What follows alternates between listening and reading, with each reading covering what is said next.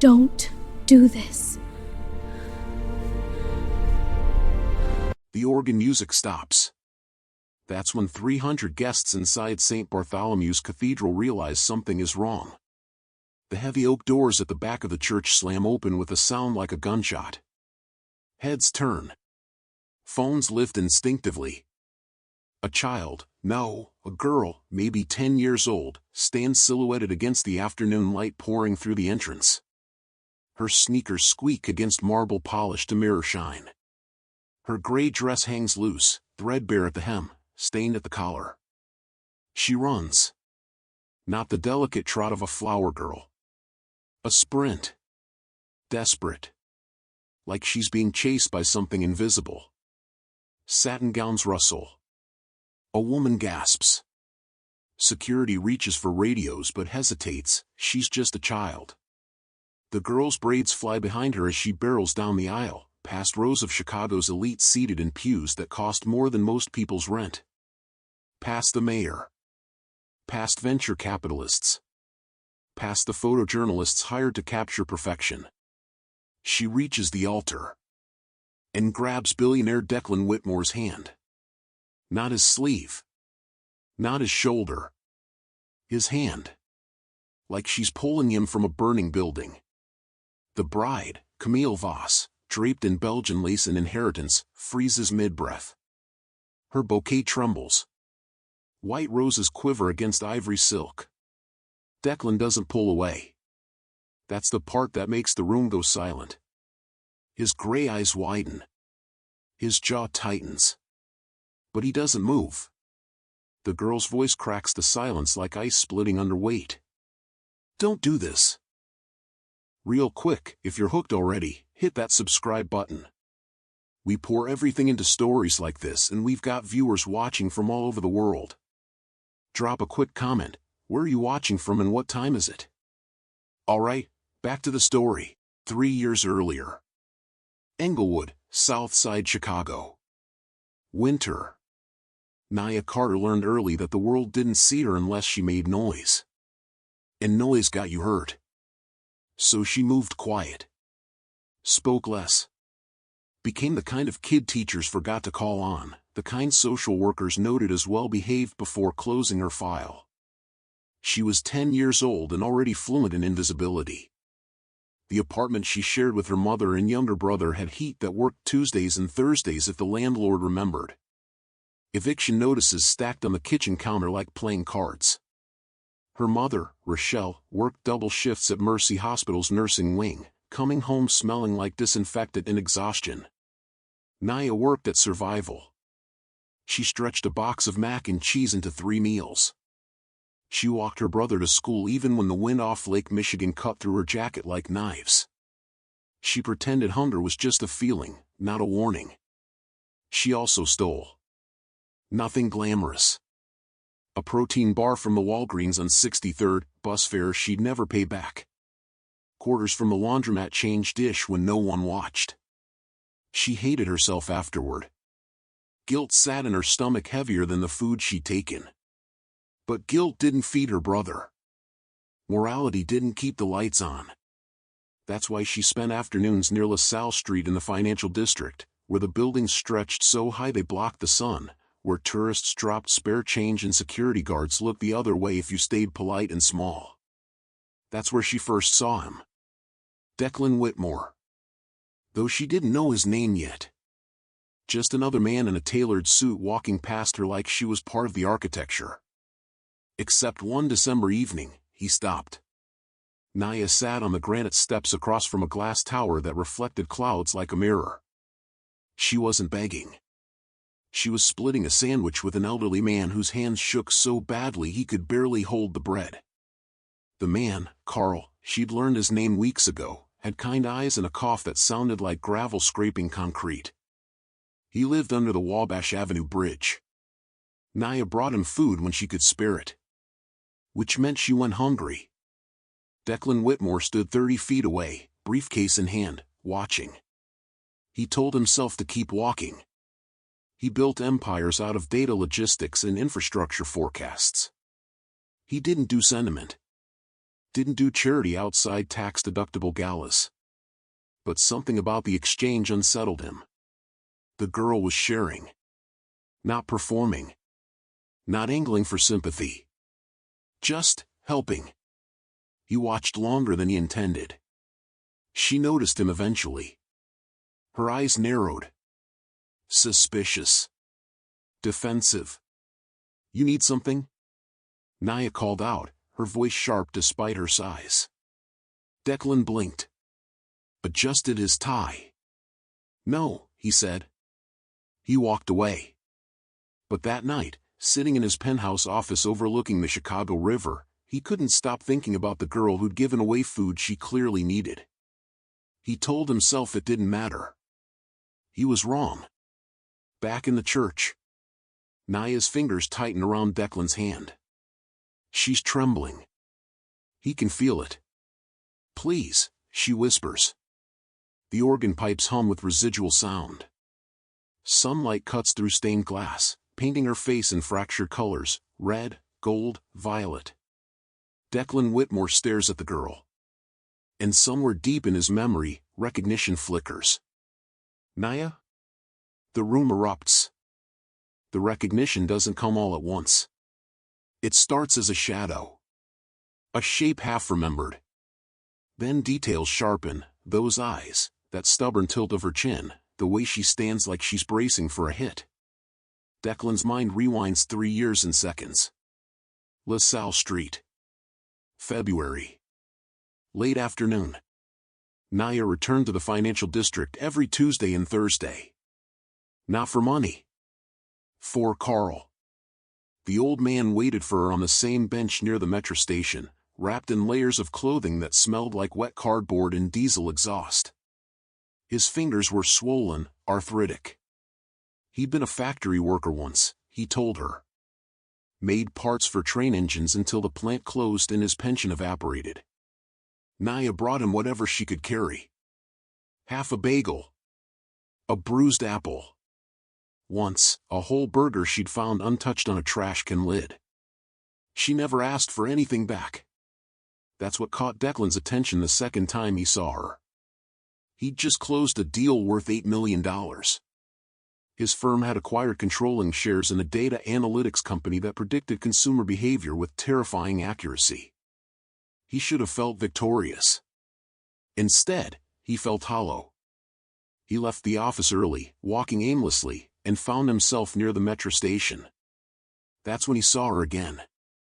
Naya sat beside Carl, reading to him from a library book she'd carried in her backpack. Charlotte's Web. Her voice was soft but clear, pronouncing each word carefully. Carl's eyes were closed, his head tilted back, listening like it was the most important story he'd ever heard. Declan stopped walking. He didn't know why.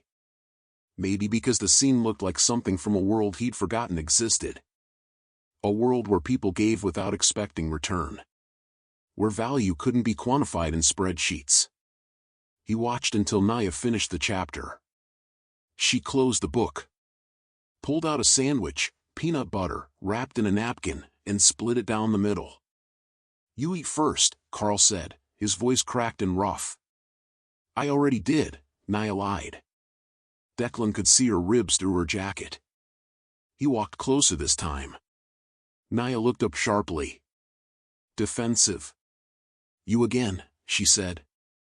Me again, Declan replied. We don't need money. I wasn't offering. That surprised her. Most people who stopped either gave pocket change or lectured about bootstraps. Declan sat on the bench across from them. Uninvited. What are you doing? Naya asked. Sitting. Why? Because I'm tired. It wasn't entirely true. But it wasn't entirely false either. They sat in silence for a while. Carl dozed. Naya watched Declan like he might bolt or call the cops. You work in that building, she said finally, nodding toward the glass tower. I do. You rich? Declan paused. By some definitions. Then why are you sitting on a cold bench? He didn't have an answer. Naya shrugged. pulled out the book again and kept reading aloud. Declan stayed until she finished another chapter. 2 weeks later. Wacker Drive. 9 p.m. Naya was running late.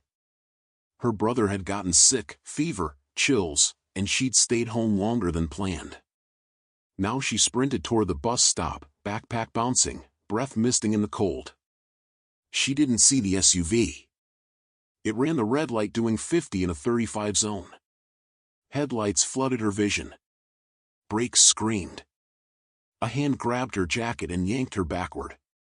She hit the pavement hard. The SUV blasted past, close enough that wind whipped her braids across her face. Naya twisted around, heart hammering. Declan Whitmore knelt beside her, breathing hard, his expensive coat smeared with sidewalk grime. "You okay?" he asked. She stared at him. Then at the road. Then back. "I wasn't gonna die," she muttered, embarrassed. "You almost did." Naya pushed herself up. Her palms were scraped. Pride was bruised worse.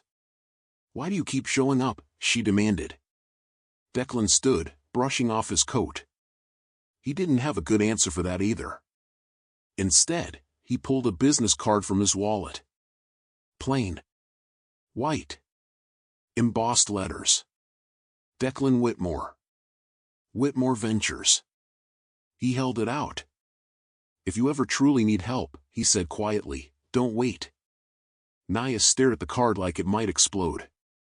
"I don't need charity." "It's not charity. It's a promise." She took it. Shoved it in her pocket. Declan walked away before she could argue. Naya stood under the streetlight, card clutched in her fist, watching him disappear into the crowd. She told herself she'd throw it away. She didn't. In the church. Camille's voice cuts through the chaos. "Declan. What is happening?" Her tone is ice wrapped in silk. Declan doesn't answer. He's still staring at Naya. At the girl who kept a promise he'd almost forgotten he made. Time carved different futures for them. Declan's empire expanded like weather, inevitable, impersonal, impossible to stop. After Chicago, he moved operations to New York. Then San Francisco. Dallas. His firm swallowed smaller companies whole, rebranded them, optimized them, spat out profit margins that made shareholders weep with joy. He appeared on magazine covers. Forbes. Fortune. Bloomberg Businessweek. The algorithm whisper, one headline called him. He hated it. But he didn't correct it. His days became identical: boardroom meetings, acquisition negotiations, charity galas where he wrote checks with zeros that meant nothing. He dated people whose names he forgot by morning. He lived in penthouses with floor-to-ceiling windows that showcased cities he barely saw. He stopped walking through financial districts. Stopped noticing people on benches. The world became data. Numbers. Projections. Until Camille Voss entered his orbit. 2 years after the business card. Camille wasn't someone you met by accident. She was introduced. Strategically.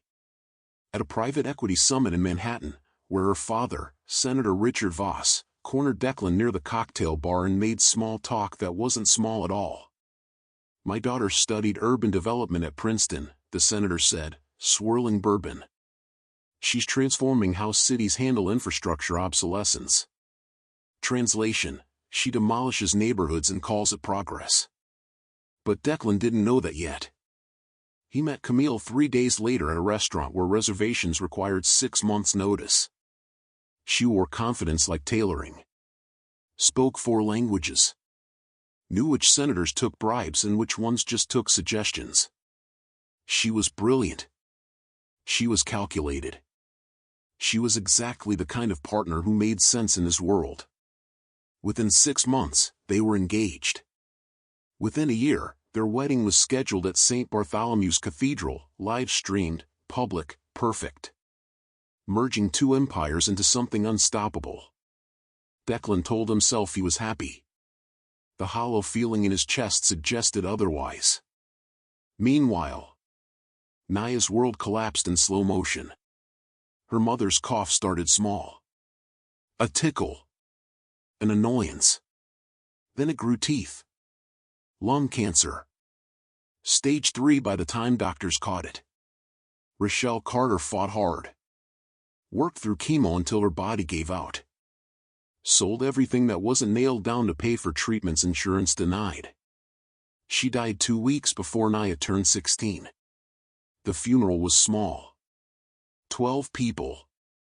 Folding chairs in a community center basement. Naya didn't cry. Couldn't. Tears felt like a luxury she couldn't afford. Her brother went to live with an aunt in Gary, Indiana. Naya went into the system. Foster homes. Group shelters. Temporary schools where she was always the new kid, always behind, always invisible again. She kept the business card hidden in the lining of her shoe. Never used it. Pride was the last thing poverty hadn't taken from her. 18 months before the wedding, Naya heard the name Voss for the first time in a shelter common room. The TV was stuck on a local news channel. A reporter stood in front of a construction site in Inglewood, Naya's old neighborhood. The Voss Redevelopment Initiative promises to transform blighted areas into mixed-use urban centers, the reporter said, smiling like she was announcing a cure for cancer. Behind her, bulldozers tore into brick buildings. Naya recognized the corner store where she used to steal protein bars. The laundromat. Carl's bench. All of it, gone. Residents have been relocated, the reporter continued, with compensation packages and housing vouchers. Naya knew what that meant. Displaced. Scattered. Erased. She watched the segment twice. Memorized the name, Camille Voss, Director of Urban Restructuring. The woman smiled from the screen. Polished. Professional. Talking about community improvement and economic revitalization. Naya felt sick. 6 months before the wedding. The announcement appeared everywhere. Social media. News outlets. Gossip blogs. Billionaire Declan Whitmore engaged to Camille Voss. The photo showed them at some gala. Declan in a tuxedo. Camille in emerald silk. Both smiling like they'd won something. Naya stared at the image on a borrowed phone in the shelter's common room. She zoomed in on Declan's face. He looked older. Sharper. Harder. But she recognized him. The man who'd saved her life. Who'd given her a business card she'd carried for years like a talisman. Now he was marrying the woman whose family was bulldozing her neighborhood. Naya's hands shook. She read the wedding details. St. Bartholomew's Cathedral. Lake Forest. Public ceremony. Live streamed for the world. She read it 3 times. Then she made a decision. In the church. Security finally moves. 2 men in dark suits step toward the altar. Naya doesn't let go of Declan's hand. They're destroying everything, she says, voice breaking. Your wedding, it's not just a wedding. It's a contract. A merger. And people like me are the collateral damage. Camille's expression hardens. Declan, she says. Not a question. A command. But Declan isn't listening to her. He's listening to the girl whose hand he once pulled from traffic. The girl who kept his card for 3 years. The girl who just crashed his wedding to save him from a mistake he didn't know he was making. Explain, he says quietly. Naya reaches into her pocket. Pulls out a folded piece of paper. And everything changes. The document is wrinkled. Folded so many times the creases have worn soft. But the words are still legible. Naya unfolds it slowly, aware of 300 pairs of eyes watching her. 2 weeks ago, she says, voice steadier now, I was at the public library. Researching housing displacement for a school project. She wasn't enrolled in school anymore. But libraries didn't ask questions. I found archived city council meeting minutes. Public record. She holds up the paper. Voss Redevelopment Group submitted proposals for 11 South Side neighborhoods. Englewood, Bronzeville, Grand Boulevard. Her finger traces a highlighted section. The proposals got fast-tracked. Approved in 72 hours. No community input. No environmental review. She looks at Camille. Your family's company is buying properties for 30 cents on the dollar. Displacing families. Then selling the revitalized developments for 10 times the price. Camille's smile doesn't reach her eyes. That's called economic development, sweetheart. Perhaps when you're older. I found the financing documents too. Silence. Naya pulls a second paper from her pocket. This one is a printed screenshot. Blurry but readable. Whitmore Ventures is the primary investor. $8 million allocated last quarter. She turns to Declan. You're funding it. Maybe you don't know it's happening. Maybe it's buried in some subsidiary acquisition. But your money is paying for bulldozers that destroyed my neighborhood. Declan's face drains of color. That's not, he starts. It's public record, Naya interrupts. I can show you the LLC filings. The shell company transfers. Everything. 2 weeks earlier. Naya hadn't meant to become an investigator. She'd gone to the Harold Washington Library because it was warm and had free internet. The school project excuse was habit. Librarians left you alone if you looked studious. She'd started searching for information about the Voss family out of anger. Spite, maybe. Wanting to understand who was erasing her world. What she found was worse than she'd imagined. The Voss Redevelopment Initiative wasn't just one project. It was a systematic machine. Buy low. Displace residents. Rezone. Build luxury. Sell high. Repeat. 11 neighborhoods targeted. Thousands of families affected. And buried in the financial disclosures, hidden behind LLCs and subsidiary partnerships, was Whitmore Ventures. Declan's company. Naya had stared at the screen until her eyes burned. He didn't know. He couldn't know. The man who'd saved her life wouldn't knowingly fund the destruction of communities like hers. Would he? She'd printed everything. Spent her last $3 on library printing fees. Highlighted key sections. Cross-referenced documents until the patterns became undeniable. Then she'd seen the wedding announcement. And understood. This wasn't just a marriage. It was a merger. A consolidation of power. If Declan married Camille, the redevelopment projects would accelerate. Expand. Become unstoppable. She had two choices. Stay invisible. Let the machine grind forward. Or speak. The business card was still in her shoe lining. If you ever truly need help, don't wait. But this wasn't about needing help. This was about giving it. In the church. Declan takes the papers from Naya's hands. His fingers tremble slightly. He scans the documents. His eyes move fast, trained to process data, to spot patterns. His jaw tightens. This is real, he says quietly. Not a question. Yes, Naya whispers. Camille steps forward, heels clicking on marble. Declan, you can't possibly be taking this seriously. She's a child who broke into our wedding with conspiracy theories. These are city council records. Declan's voice is cold. And SEC filings.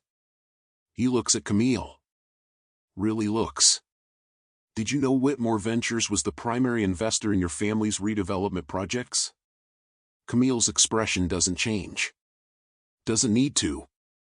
The answer is in her silence. Of course I knew, she says smoothly. It's good business, Declan. Your firm profits. My family builds legacy. Everyone wins. Except the people who lose their homes. They're compensated fairly.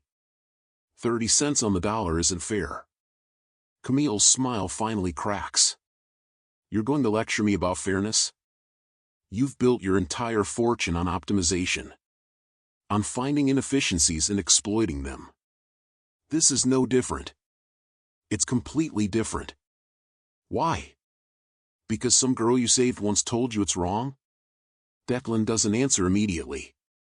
He looks at Naya. At her wrinkled clothes and worn sneakers. At the courage it must have taken to run down that aisle. Then he looks at Camille. At the empire she represents. The world he's been building toward his entire adult life. The organ pipes hum with residual sound. 300 people hold their breath. Declan Whitmore makes a choice. He steps away from the altar. I need time, he says. Declan. The wedding is postponed. The room explodes. Cameras flash. Guests shout. Camille's father, Senator Voss, rises from his pew, face purple with rage. Security moves toward Naya. Declan steps between them. Don't touch her, he says quietly. The guards freeze. Naya stares at him, shocked. Declan extends his hand. Come on, he says. We're leaving. Naya takes his hand. Together, they walk down the aisle. Past gasping guests. Past rolling cameras. Past the life Declan was supposed to build. The oak doors slam shut behind them. Outside, sunlight feels like a different world. The moment before Naya crashed the wedding, she almost turned back. 6 hours earlier. The metro train from Chicago to Lake Forest costs $7.25. Naya had $8.32. She counted it 3 times on the platform, making sure she had enough for a return ticket. The coins were warm in her palm, sticky from nervous sweat. The train smelled like coffee and newspapers. Commuters and business casuals scrolled through phones, earbuds blocking out the world. Nobody looked at the black girl in the threadbare coat sitting alone by the window. Invisibility, again. Naya pressed her forehead against the glass and watched the city dissolve into suburbs. Buildings shrank. Yards expanded. The brown brick of Chicago gave way to the white columns of North Shore estates. She'd looked up St. Bartholomew's Cathedral on the library computer. Seen photos of its vaulted ceilings, stained glass windows imported from France, organ pipes that cost more than her mother's entire medical debt. This was a mistake. Who was she to interrupt a billionaire's wedding? Who was she to think anyone would listen to a 16-year-old girl with printed papers in desperation? The business card was in her pocket now. She'd moved it from her shoe that morning, like carrying it closer to her heart might give her courage. If you ever truly need help, don't wait. But this wasn't about needing help. This was about preventing harm. Wasn't it? The train pulled into Lake Forest Station. Naya sat frozen in her seat. The doors hissed open. You can still go back, a voice in her head whispered. Pretend you never found those documents. Stay invisible. Stay safe. She stood up. Walked off the train. 2 hours before the ceremony. Lake Forest didn't just look rich. It felt rich. The air smelled different. Cleaner.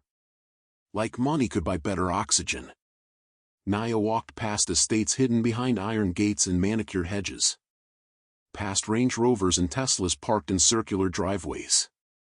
Past sidewalks so clean they looked vacuumed. Nobody stopped her. That was the trick she'd learned young, walk like you belong, and most people won't question it. She found St. Bartholomew's at the end of a tree-lined street. The cathedral rose against the sky like a castle, all stone and stained glass and architecture designed to make you feel small. Wedding guests were already arriving. Black cars with tinted windows. Women in designer dresses. Men in suits that cost more than 3 months' rent.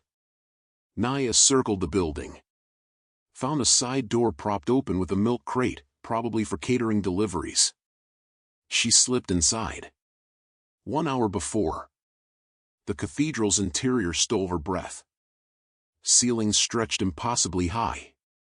Light poured through stained glass windows, painting everything in holy colors: sapphire, ruby, gold. The pews were carved mahogany. The flower arrangements looked like they belonged in museums. Naya hid in an alcove behind a marble column, watching the space fill with guests. She recognized faces from news broadcasts. A tech CEO. A federal judge. 2 actors she'd seen on magazine covers at grocery store checkouts. This was power, concentrated. And she was about to challenge it. Her heart hammered so hard she thought people might hear it. Security guards stood at intervals along the walls. Professional. Alert. One spoke into a radio, eyes scanning the crowd. "You'll never make it to the altar," the voice in her head warned. "They'll grab you before you get halfway down the aisle." Naya touched the papers in her pocket. Thought of Carl's bench, bulldozed. Of her old apartment building, demolished. Of families scattered like they'd never mattered. The organ music started. Guests rose. Camille appeared at the back of the cathedral, a vision in Belgian lace. Declan stood at the altar, straight-backed, expressionless. Naya closed her eyes. Breathed. Remembered her mother's voice. "Baby, being scared and being brave aren't opposites. Brave is what you do when you're scared." The officiant began speaking. "Dearly beloved." Naya stepped out from behind the column. Walked toward the main aisle. Security noticed too late. She ran. Sneakers squeaking on marble. Guests gasping. Cameras turning. She didn't stop until she reached the altar. Until she grabbed Declan Whitmore's hand. Until she spoke the words that changed everything. "Don't do this." Present moment. Outside the cathedral. Sunlight blinds them both. Naya blinks, adjusting. Behind them, chaos erupts inside, shouting, accusations, Senator Voss demanding explanations. Declan still holds her hand. "Where do we go?" Naya asks quietly. Declan looks at her. Really sees her for the first time in 3 years. "Somewhere we can talk," he says. "Somewhere honest." A black car pulls up. Driver's window down. Declan opens the back door. "Get in." Naya hesitates. "You trusted me enough to crash my wedding," Declan says. "Trust me enough to finish the conversation." She climbs inside. The door closes. Through tinted windows, Naya watches St. Bartholomew's Cathedral shrink in the distance. Behind them, the future she just destroyed. Ahead, one she can't predict. The car drives toward Chicago, carrying a billionaire and the girl who saved him from a mistake he didn't know he was making.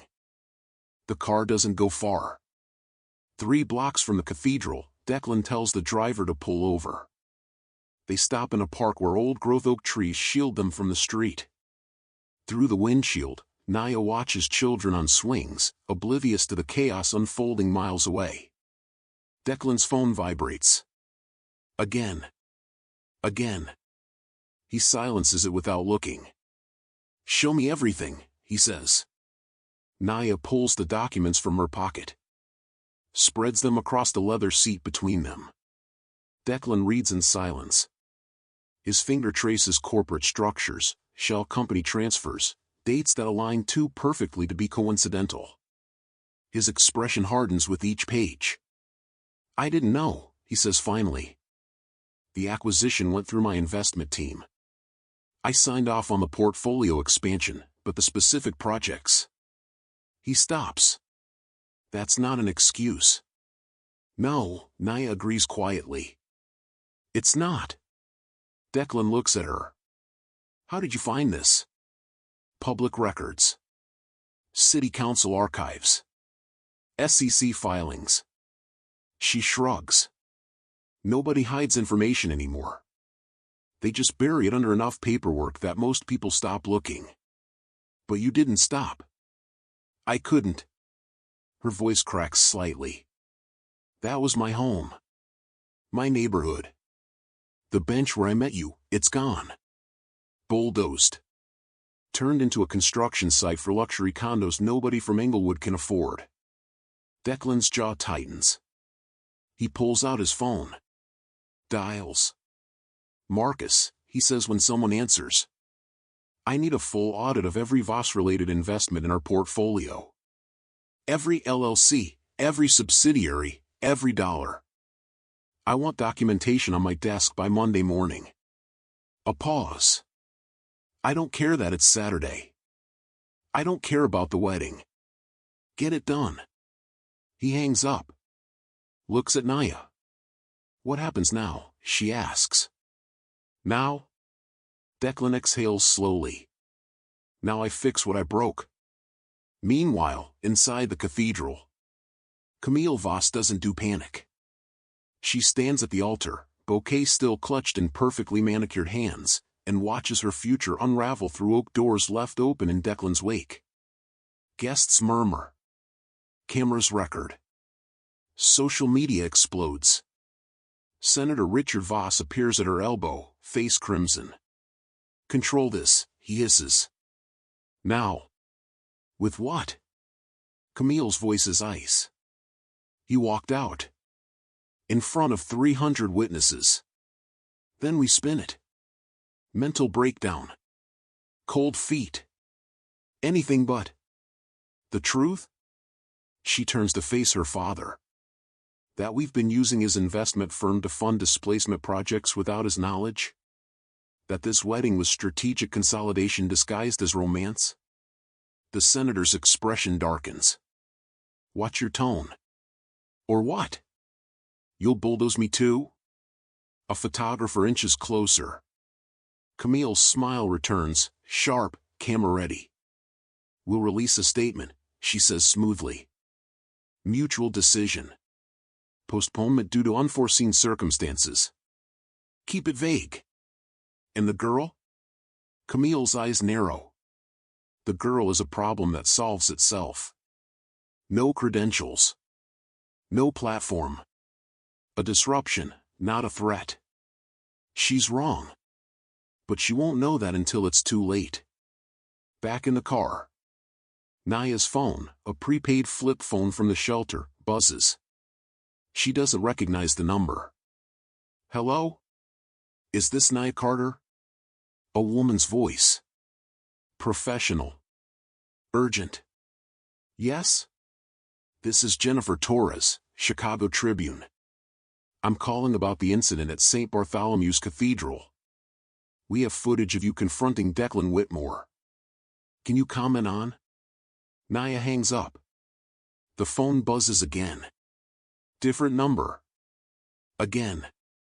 Again. Declan watches her silence call after call. They found you fast, he observes. How? Social media. Someone posted video. It's already viral. He shows her his phone screen. Hashtag Billionaire wedding crash is trending. The video has 400,000 views and climbing. Comments scroll faster than Naya can read them. Who is this girl? That's the most gangster thing I've ever seen. She said don't do this and he listened. Plot twist of the century. Naya feels nauseous. I didn't want to be famous, she whispers. I just wanted to stop something wrong. Too late for that now. Declan's tone isn't unkind. The question is, what do you want to do with the attention? Naya looks at him. What do you mean? You have a platform now. Accidental, unwanted, but real. People are listening. You can either hide from it. Or use it, she finishes. Declan nods. The documents you showed me. The displacement data. If we go public with evidence, not just accusations. We? Naya interrupts. You think I'm letting you fight this alone? Declan's expression softens slightly. You crashed my wedding to save me from making a catastrophic mistake. The least I can do is help you expose the truth. Naya's throat tightens. Why, she asks. Why are you helping me? You could just walk away. Pretend this never happened. Marry Camille next month when the news cycle moves on. Declan is quiet for a long moment. 3 years ago, he says finally, I pulled you out of traffic because my body moved faster than my brain. Instinct. But afterward, I convinced myself it was just a random moment. Not meaningful. Not consequential. He looks at the documents spread between them. But you kept my card. For 3 years. Through everything. And when you needed help, when you saw something wrong, you didn't use it for yourself. You used it to stop me from causing harm. His voice drops. That kind of integrity doesn't get rewarded in my world. It gets exploited. Ignored. Crushed.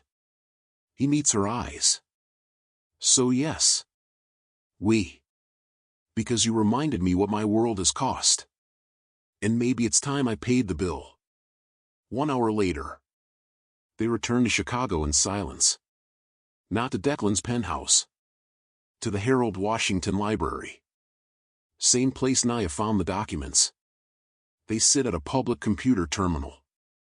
Declan makes calls. Naya pulls up archives. By sunset, they have a plan. By midnight, they have a press release. By morning, the world will know everything. But first, Declan does something unexpected. He hands Naya his phone. Call someone, he says. Friend. Family. Someone who should hear your voice before tomorrow. Naya stares at the phone. She doesn't have many people to call. Her brother, maybe. If she can remember her aunt's number. She dials. Hands shaking. 3 rings. Hello? Marcus? It's Naya. Her brother's voice cracks. Naya? Where are you? I saw the video. Everyone's talking about. I'm okay, she interrupts. I'm safe. I wanted you to know I'm okay. Silence. Then, you crashed a billionaire's wedding. Despite everything, Naya smiles. Yeah. I did. Mom would have been proud. The words hit harder than expected. Naya's eyes burn. Yeah, she whispers. Yeah, she would have. They talk for 20 minutes. About nothing important. Everything important. When she hangs up, Declan pretends he wasn't listening. Ready? He asks. Naya nods. Let's burn it down. The press conference happens in an unlikely location. Not a hotel ballroom or corporate office. The Inglewood Community Center. Same building where Rochelle Carter's funeral was held. Declan's PR team argued against it. Too small. Poor acoustics. Wrong optics. Declan overruled them. If we're exposing displacement, he said, we do it in a displaced community. Sunday morning. 10 a.m. Reporters pack the folding chairs. Cameras line the back wall. Local news. National outlets. 3 international crews. Naya sits at a folding table beside Declan. Her clothes are borrowed, a simple dress from a shelter donation bin. No makeup. No styling. Just her. Declan wears jeans and a button-down. No tie. No armor. The room buzzes with anticipation. Declan leans toward the microphone. My name is Declan Whitmore. Yesterday, I was supposed to get married. Instead, a 16-year-old girl stopped my wedding to show me documents proving that my investment firm was funding urban displacement projects without my knowledge. Murmurs ripple through the crowd. I've spent the last 18 hours reviewing those documents. Consulting with legal counsel. Tracing financial flows. He pauses. Everything she said is true. The room explodes. Questions shouted over each other. Camera flashes. Phones recording. Declan raises a hand. Whitmore Ventures has been the primary investor in Voss Redevelopment Group's South Side projects. $8 million allocated over 2 years. 11 neighborhoods targeted. An estimated 4,000 families displaced. He slides a folder across the table. These are the complete financial records. LLC structures. Shell company transfers. Board approvals. All of it. A reporter stands. Mr. Whitmore, are you claiming you had no knowledge of these investments? I'm claiming I was negligent. I delegated oversight without demanding accountability. I prioritized profit without questioning impact.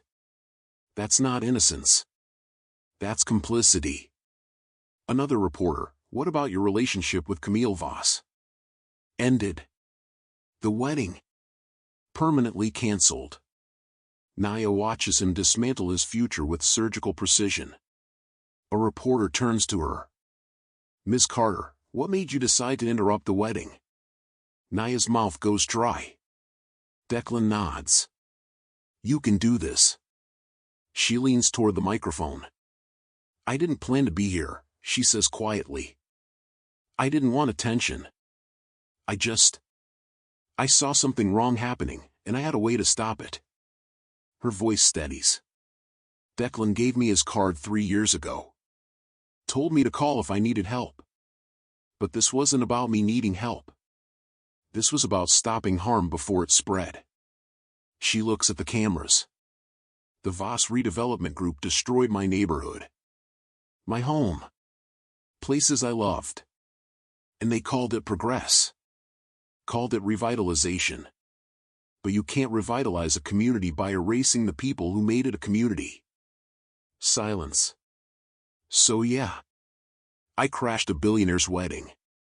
Because sometimes stopping one wrong thing is more important than being polite. The room erupts in applause. Not from reporters. From the community members standing in the back. Neighbors. Former residents. People who'd been displaced and told their anger didn't matter. Naya's eyes burn. She doesn't cry. But it's close. 2 hours later. Hashtags trend worldwide.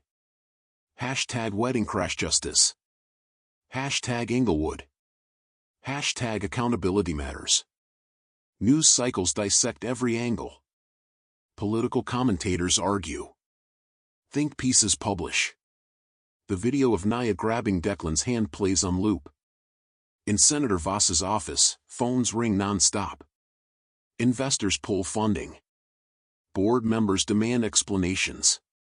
Legal teams prepare for war. Camille watches the press conference from her penthouse, champagne glass empty, face expressionless. Her assistant hovers nervously. Ma'am? The PR team needs a response. Tell them to wait. But the media. I said wait. Camille stands. Walks to the floor-to-ceiling windows overlooking Lake Michigan. Her reflection stares back. Perfect hair. Perfect dress. Perfect ruins. She picks up her phone. Dials a number most people don't have. It's me, she says when someone answers. We have a problem. I need it handled. A pause. I don't care how. Just make sure the girl understands the cost of making enemies. She hangs up. Smiles. Some battles aren't fought in press conferences. Some are fought in shadows. Evening. Naya sits in a hotel room Declan's team secured. Safe. Anonymous. She watches the news coverage, overwhelmed. Her phone buzzes. Text from Marcus. You're on TV. You're everywhere. Are you okay? She types back. I think so. Talk tomorrow? Love you, sis. Love you too. She sets the phone down. Stares at her reflection in the dark window. 24 hours ago, she was invisible. Now the world knows her name. She's not sure which scares her more. Monday morning arrives with consequences. The Chicago Tribune runs a front-page investigation. Billionaire's empire built on displacement, full exposé. By noon, federal investigators announce an inquiry into Voss Redevelopment Group's contracts. By 3 p.m., 3 city council members call for hearings. By evening, Whitmore Ventures stock drops 12%. Declan watches the markets crash from his office, expression unreadable. His CFO appears in the doorway. The board wants a meeting, Marcus says carefully. They're concerned. Concerned I exposed illegal displacement schemes? Concerned about shareholder value. Declan laughs. It sounds bitter. Schedule it. Tomorrow. I'll address their concerns. Marcus hesitates. Declan, are you sure about this? Going public, burning bridges with the Voss family, it's not too late to walk it back. Issue a clarification. Claim you were misled. I was misled. By myself. By my own negligence. That's not what I meant. I know what you meant. Declan's tone hardens. And the answer is no. We're not walking anything back. We're moving forward. Transparently. Accountably. Even if it costs you everything? Declan thinks of Naya. Of her worn sneakers and courage. Especially then. Naya's world transforms overnight. Interview requests flood in. Morning shows. Podcasts. Magazines. Declan's PR team filters everything. Protects her from the worst of it. But they can't protect her from everything. The hate messages start Tuesday. Anonymous accounts. Burner emails. Comment sections filled with venom. Gold digger. Attention whore. Destroying a man's life for clout. Probably slept with him. Naya reads them until her hands shake. Then stops. Deletes the apps.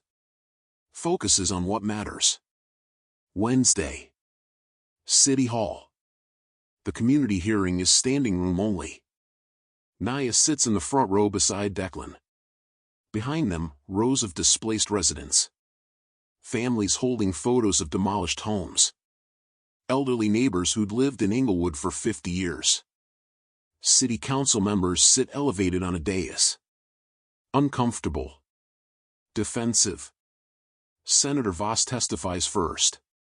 The Voss Redevelopment Initiative has invested over $40 million in South Side infrastructure, he says smoothly. We've created jobs. Improved property values. Revitalized blighted areas. A woman in the audience stands. You demolished my mother's house while she was in hospice, she shouts. Called it blight. She'd lived there 43 years. Security moves toward her. Let her speak, a council member says. The woman's voice shakes. Revitalization? You scattered my family across 3 counties. My kids changed schools twice. We went from paying $600 rent to $1,400. You didn't revitalize our community. You erased us. Applause erupts. The council can't silence it. One by one, residents testify. Stories of displacement. Lost homes. Broken communities. The evidence Naya uncovered becomes human. Real. Undeniable. When it's Declan's turn, he doesn't make excuses. I profited from suffering, he says simply. I'm here to commit to accountability. Whitmore Ventures will establish a $50 million fund for displaced families. We'll provide relocation assistance. Housing vouchers. Legal support. He looks at Naya. And we'll hire a community oversight board to review all future investments. Starting with Ms. Carter as lead consultant. Naya's eyes widen. She didn't know about this. The room erupts again. Questions. Skepticism. Cautious hope. But something shifts. The narrative changes from Billionaire's scandal to potential accountability. It's not redemption. But it's a start. Thursday night. Naya returns to the hotel room exhausted. Finds an envelope slipped under the door. No return address. Inside, a single photograph. Naya walking to the library. Taken from across the street. Recent. On the back, handwritten. Careful, little girl. Some attention is dangerous. Her blood goes cold. She calls Declan immediately. Someone's watching me, she says when he answers. I'm sending security. Don't leave the room. Declan. Now, Naya. I'm serious. 20 minutes later, 2 bodyguards arrive. Naya stares at the photograph until they confiscate it. She realizes something chilling. Exposing corruption was the easy part. Surviving the consequences is just beginning. 6 weeks pass in a blur of change. The Voss Redevelopment Group files for bankruptcy after federal investigators uncover fraud, tax evasion, and housing code violations across multiple projects. Senator Voss announces he won't seek re-election. Camille disappears from public view. The threatening messages stop. Mostly. Naya's new reality is strange. She has an apartment now. Small. Safe. Paid for by the displacement relief fund Declan established. She has a job, community liaison consultant for Whitmore Ventures' new oversight board. It sounds fancy. Mostly it means she reviews investment proposals and asks, who does this hurt? She has a salary that feels surreal. Enough to save. Enough to help Marcus's tuition fund. Enough to breathe. But some things don't change. She still takes the bus. Still shops at thrift stores. Still feels like an imposter in conference rooms full of people with graduate degrees. Declan notices her discomfort during a board meeting.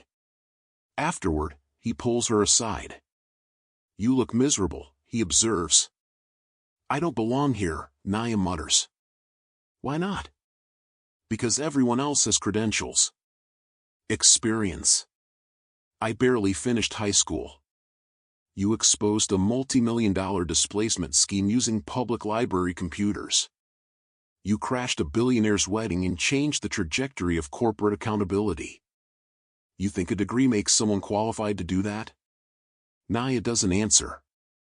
Declan softens. You belong here because communities trust you. Because you ask questions nobody else thinks to ask. That's not something you learn in business school. She wants to believe him. Some days, she almost does. The community center reopens. Funding restored. Programs expanded. A new plaque near the entrance. In memory of Rochelle Carter and all families displaced by unjust development. Naya stands in front of it, throat tight. A hand touches her shoulder. Carl. He looks healthier.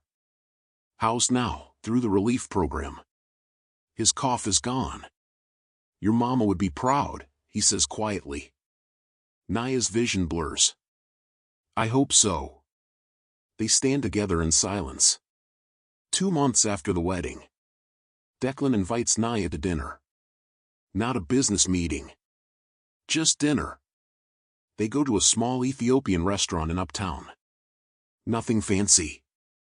Shared platters. Mismatched chairs. Why here? Naya asks. Because I'm tired of places where the menu doesn't have prices, Declan says. They eat in comfortable silence. Eventually, Naya asks the question that's been nagging her. Do you regret it? Walking away from Camille. From that world. Declan considers.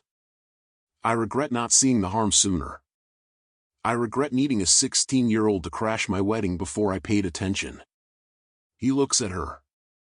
But regret walking away? No. That world was killing something in me. Slowly. Quietly. I just didn't realize it until you yanked me back from the edge. Naya smiles slightly. Guess we're even then. You saved me from traffic. I saved you from a terrible marriage. Fair trade. They laugh. It feels normal. Almost easy. Like maybe, despite everything, they're building something real. Not romance. Not obligation. Friendship forged in consequence. That night, Naya returns to her apartment. Checks the mail.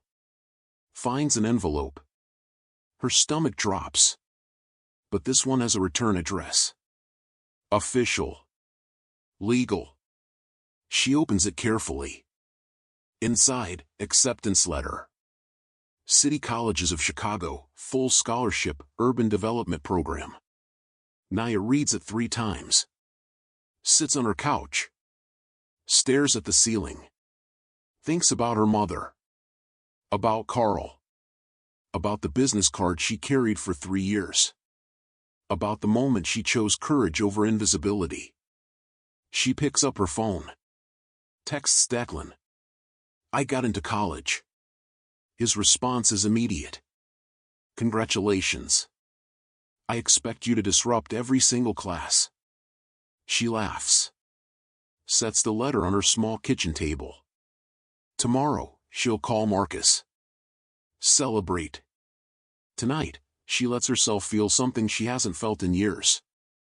Hope. But in a Manhattan high-rise, plans are forming.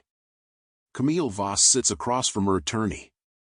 The bankruptcy filing protects our assets, he says. But the PR damage is temporary. Camille's smile is sharp. Public memory is short. We rebuild. Rebrand. Come back stronger. And Whitmore? He made his choice. Let him play humanitarian. She stands. We have other allies. Other investments. This isn't over. The attorney shifts uncomfortably. And the girl? Camille's expression doesn't change. The girl is a loose end. You can't. I'm not going to hurt her. I'm going to discredit her. Slowly. Methodically. Until her story becomes a footnote. A moment of drama people barely remember. She walks to the window. Patience, she says softly. That's how you win wars. In Chicago, Naya sleeps peacefully. Unaware that her victory is still unfinished. That some battles never truly end. They just pause. Waiting. 3 months after the wedding that never happened, Naya stands in a college classroom for the first time. Urban Development 101. The professor is young, energetic, talking about community-centered design principles. Naya takes notes furiously. During break, students approach her. They've seen the videos. Read the articles. You're her, one whispers. The girl who crashed the wedding. Naya nods, uncomfortable with the attention. That was incredible, another says. You changed everything. Did I? Naya wonders. The Voss family still has power. Still has connections. The displacement fund helps, but it doesn't undo what was destroyed. Change is slow. Incomplete. But it's something. That evening, Declan calls. There's a gala tomorrow night. Urban Development Initiative fundraiser. I know you hate these things, but... I'll go, Naya interrupts. You will? I'm trying to be less invisible, remember? Declan laughs. Pick you up at 6. The gala is exactly as terrible as Naya expected. Crystal chandeliers. Designer gowns. Conversations about impact investing from people who've never been impacted by anything. She wears a borrowed dress. Feels like a costume.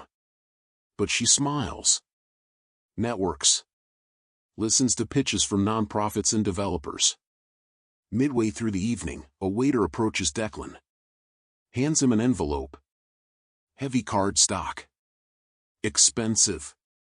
Declan's expression darkens as he reads. What is it? Naya asks. He hands it to her. Legal notice. Voss Acquisition Group LLC v. Whitmore Ventures. Case number 2026 CV 48392. Plaintiff alleges breach of contract, defamation, tortious interference, economic damages, $127 million. Naya's hands shake. They're suing you? Camille's family. They've been quiet for months. Building a case. Can they win? Legally? Doubtful. We have documentation. Federal investigations support our claims. But litigation is expensive. Time-consuming. They're not trying to win. They're trying to bleed resources. Make accountability too costly to pursue. Naya feels sick. This is because of me. Because I crashed the wedding. This is because they're afraid, Declan interrupts firmly. Afraid accountability might spread. That other companies might face scrutiny. That their business model, profiting from displacement, might become untenable. He folds the notice. They want us to back down. Settle quietly. Go away. What do we do? Declan looks at her. Really looks. We fight. Again. As long as it takes. Naya nods slowly. Across the ballroom, cameras flash. Donors mingle. Futures are negotiated over champagne. And somewhere in the shadows, forces larger than either of them are moving. Later that night, Naya sits alone in her apartment. The lawsuit notice sits on her table beside the college acceptance letter. 2 futures. 2 paths. She thinks about her mother. About the promise she made standing at that grave. I won't be invisible anymore. She thinks about Carl. About the families displaced. About the communities still fighting. She thinks about the business card she carried for 3 years, and the moment she chose courage. Her phone buzzes. Unknown number. Against her better judgment, she answers. Hello? Silence. Then a woman's voice. Smooth. Familiar. Ms. Carter. We should talk. Who is this? Someone who can make your problems disappear. Or make them considerably worse. Your choice. The line goes dead. Naya's heart pounds. She looks at the lawsuit notice. At her college textbooks. At the window overlooking Chicago's South Side, where lights flicker like promises in the dark. She saved Declan from one mistake. Exposed one corrupt system. Won one battle. But wars don't end with single victories. They evolve. Adapt. Come back stronger. Naya Carter crashed a billionaire's wedding and changed her life. Now she's about to discover the cost of that change. The consequences she triggered. The enemies she made. The fight that's only beginning. Outside her building, a black car idles. Tinted windows. No plates. Inside, someone watches her window. Makes a call. Target confirmed. Awaiting instructions. Across town, Camille Voss pours wine. Smiles at her reflection. Let's see how brave she is now, she murmurs. In his penthouse, Declan reviews legal documents. Preparing for war. Knowing this time, the battlefield won't be a church. It will be courtrooms. Media cycles. Public opinion. And Naya is in the crosshairs. Naya doesn't sleep that night. She sits by the window, watching the city. Thinking about the question she asked months ago. Did I ruin everything? Declan's answer echoes. Or start something bigger. She still doesn't know which. But as dawn breaks over Chicago, painting the sky in shades of amber and ash, one thing becomes clear. The girl who crashed a billionaire's wedding didn't just interrupt a ceremony. She declared war on a system that wasn't prepared to fight someone with nothing to lose. And wars have casualties. The question isn't whether she'll survive. It's whether survival is enough. Or if she's willing to risk everything, again, to finish what she started. Naya picks up her phone. Texts Declan. "We need to talk. Tomorrow. Early." His response comes immediately. "I'll be there." She sets the phone down. Looks at the lawsuit notice. At the mysterious call. At the future stretching ahead like a minefield. And makes a decision. She didn't become visible just to hide again. She didn't speak truth just to be silenced. Whatever comes next, lawsuits, threats, consequences, she'll face it. Not alone. Not invisible. But standing in the light she fought so hard to reach. Even if that light reveals monsters in the shadows. Especially then.